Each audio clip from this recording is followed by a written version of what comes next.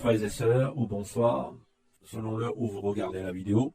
Comme vous pouvez voir à l'affiche, commerce international, pastoral, adoration, miracle, enseignement, prophétie, payant. C'est ce qui se passe dans pas mal d'églises locales. C'est ce que des hommes et des femmes ont trouvé de mieux à faire que de vendre l'évangile, de vendre les adorations, les miracles, les enseignements, les prophéties. Ils en ont fait un métier.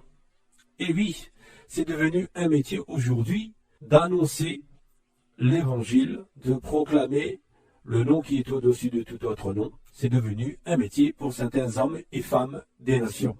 Ils font de la publicité, ils passent sur les télévisions, sur les radios, sur le net. Il y en a à tous les goûts, toutes les couleurs et surtout à tous les prix. Ils se disent serviteurs, ils se disent pasteurs, prophètes, apôtres, chantres, prophétesses, toutes sortes de titres pour pouvoir impressionner les gens. Et ils arrivent, ils sont cultivés, ils ont une renommée internationale, ils aiment bien ce mot international, et ils viennent faire leur propagande et lancer leur semaine de commerce, leur week-end de commerce pour pouvoir avoir des fonds pour leur petit confort. Comme ces soi-disant pasteurs ont mis leur église en association, donc ils ont intérêt à trouver des fonds pour être en bon accord avec leur banquier, avec la banque, sinon ils auront des problèmes. Donc, pour eux, le but premier, ce n'est pas le salut des âmes, mais c'est de gagner des fonds pour pouvoir remplir leur compte en banque afin qu'ils puissent se payer leur salaire. Donc ça se passe comme ça dans le soi-disant église. Frères et sœurs, méfiez-vous de ces loups ravisseurs qui viennent à vous en vêtements des brebis, mais au-dedans, ce sont des loups ravisseurs. Comme vous le voyez sur l'affiche, c'est des pasteurs, des prophètes, des apôtres, des chantres qui sont des loups ravisseurs. Ils viennent pour piller et voler, pour mentir, pour manipuler.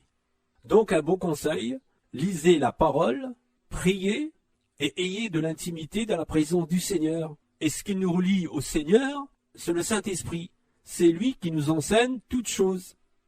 Mais aujourd'hui, les hommes et les femmes préfèrent se tourner vers ces mêmes pasteurs déguisés en loups ravisseurs qui viennent avec des programmes préparés pour pouvoir collecter de l'argent. Ils sont venus non pas, comme je l'ai dit auparavant, pour sauver les âmes, mais ils sont venus pour remplir leurs poches.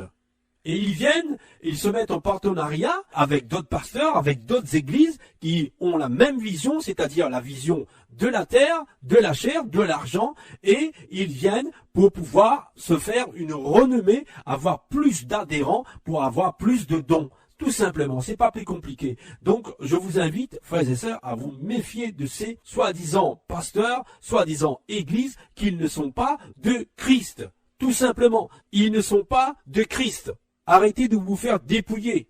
Parce que ces hommes et ces femmes qui se disent pasteurs, chantres, apôtres, qui viennent avec des titres, ne sont pas choisis par le Seigneur, ne sont pas envoyés par le Seigneur. Parce qu'ils s'envoient eux-mêmes. Ils sont attachés aux choses de la terre, à la richesse. Ils mènent une vie de star.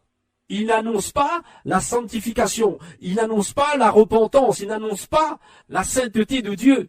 Non, ce qu'ils annoncent, c'est l'évangile de prospérité. Le régner maintenant. Ce faux évangile. Et le Seigneur nous dit, si nous annonçons un autre évangile que celui que nous avons reçu, que ces personnes soient anathèmes, c'est-à-dire maudits. Et ceux qui les suivent, qui les écoutent, participent à leurs mauvaises œuvres. Alors demandez au Seigneur de vous éclairer, discerner les esprits, pour savoir s'ils sont réellement du Seigneur Jésus-Christ.